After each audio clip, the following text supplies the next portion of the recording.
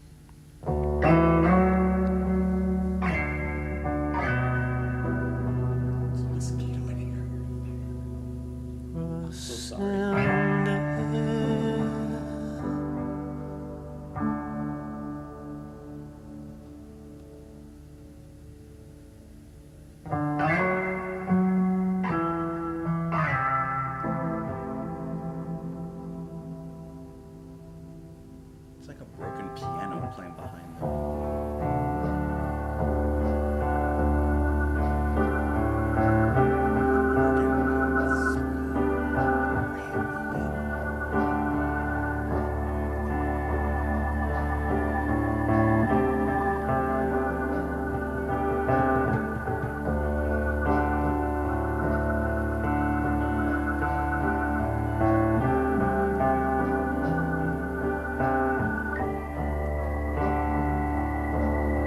That organ is so pushed in the back.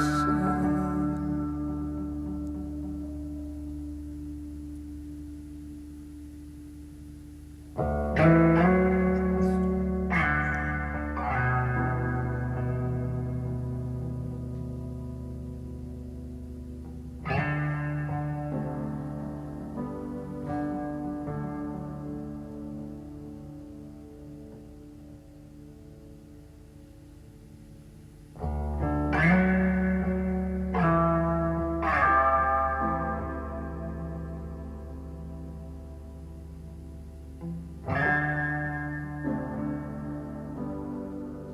like how that piano kind of echoes his playing there.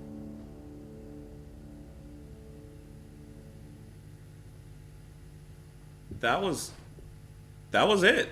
That was a kind of quick track, to be honest. That ended the album super quick. I don't know why. I was just kind of sitting there listening to the space and the emptiness and the music there.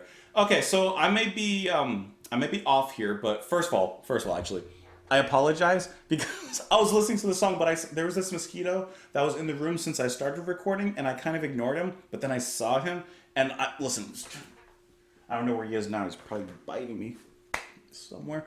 Anyways, okay, I'm so sorry. But his playing here is so slow.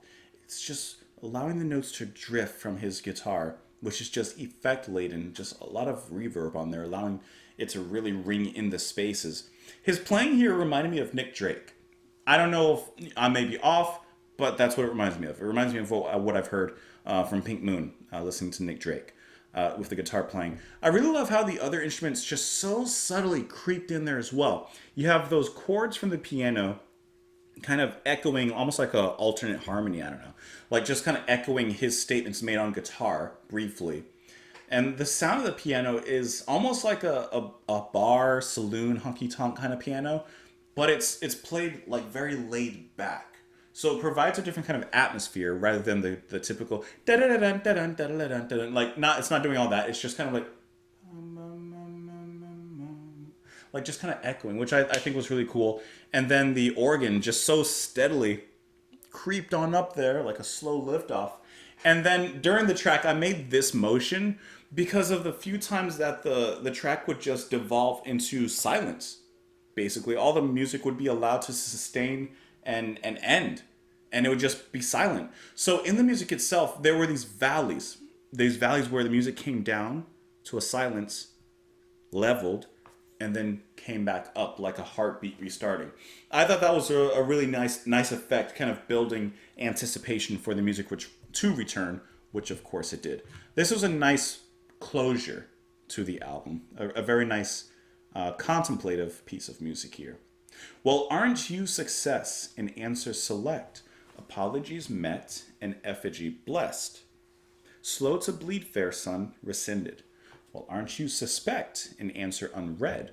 Meander contest, so effortly blessed. Slow to bleed, fair son. So you're only getting two verses, and each verse does change slightly between the lines, which I like.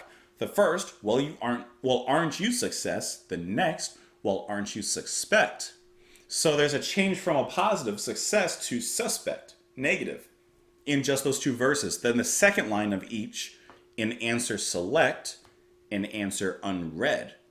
So see how like the two verses, they follow the same meter, they have the same, similar words, but there's different words changed in there just to change the meaning behind everything. The third line, apologies met. Next one, meander contest. So the apologies met almost like, I'm apologizing to you for something, you forgive me. Okay, the apologies met, everything's cleared. We've cleared the air. But in the second verse, meander contest, like kind of bouncing and meandering around, beating around the bush, not really making a move to forgive or something like that. And then the fourth line in each, an effigy blessed, an effigy is something you burn in hatred or whatever, and then so effortly blessed. That is so cool. That is so cool. An effigy blessed, something hateful now blessed, so kind of being redeemed. And the second verse, so effortly blessed, with effort, with force, with change and dynamicism. Now it is changed into something positive. Now it is blessed, which I guess both of those kind of come to the same conclusion. And then the refrain, slow to bleed, fair son. Slow to bleed. Like the pain is slow and eventually you'll give out.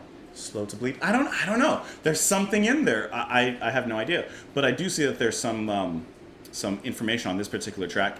It says, of course, this is the final track of the album. It says, like the opener Merman, Runeii literally means laughingstock, which I didn't know, as well as being an allusion to Talk songs, Runeii. Oh, Runeii, Runeii, Runeii. That's a good one. Following the events of the album detailing a man's suicide, ascension, and connection with God, this track seems to be from God's own perspective and his final judgment of the man. He gives the man his blessing and deems him to have paid his dues. The man may have left the world a laughingstock, but from this God's eyes, modesty and humility are the most important traits there are. Man, that is good, because I wouldn't have got that was good, because I wouldn't have gotten that at all. Like, really. It says that on this particular track as well, this announcement, find the space. Hold on, I'm reading at the same time, but I'm trying to figure out which information actually is important for you guys as well, which this isn't what I'm looking at. It says, actually, interestingly, that I'm looking at like the album information, that Hollis cited Cain's Tego Mego, which we've listened to, and John Coltrane's In a Sentimental Mood. Now, okay, In a Sentimental Mood is one of the best jazz tracks ever. Just listen to the first 15 seconds of it, right? Piano. Da da da da da. Right? Setting you up. Da da da da da. And then sax. Da da da da da da da. Da da da da da. That's a great track. That's an awesome track. One of the best of ever, all time. Anyways, this album, it's pretty good. I know maybe I'm a little bit quick-footed on it, but I would venture to put Laughingstock ahead of Spirit of Eden. Do I put it ahead of Spring? I really like Spring. And I don't want to dethrone it just yet from the top spot. So I would put this right beneath Spring. However, with repeated listens and with new grass, it could go into that next hemisphere. But what an amazing album. Hope that you guys enjoyed listening to it alongside with me. Hope you enjoyed the concluding track here. Of course, if you enjoyed anything here, you can press the like button before you leave. You can, of course, subscribe if you haven't already, which I can't imagine you haven't subscribed at this point. What else can you do? Press the... You can go on Twitter. Follow me over there. You can support myself on Patreon as well. But I hope that you enjoyed your time here. Hope you come back tomorrow. And I will talk to you all later, guys. Bye.